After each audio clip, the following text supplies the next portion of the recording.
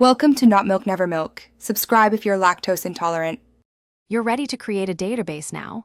Open Pgadmin and connect to the target server using your credentials.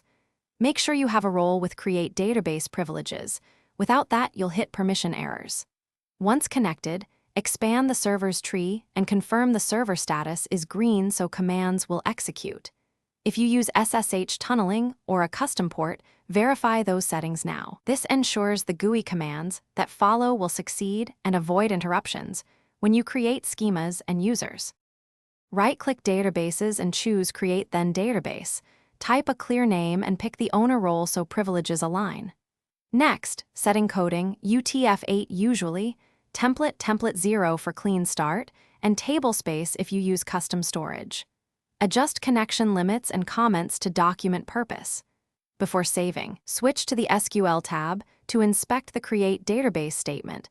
This shows exactly what Pgadmin will run and is handy for automation.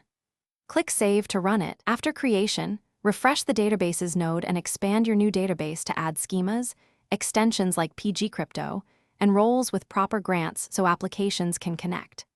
Run a simple test query or inspect connections to verify access.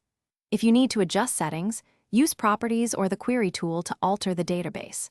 If creation fails, check server logs and confirm the creating role has create privileges and the server has free connections. Often resolving permissions or port mismatches fixes the issue quickly.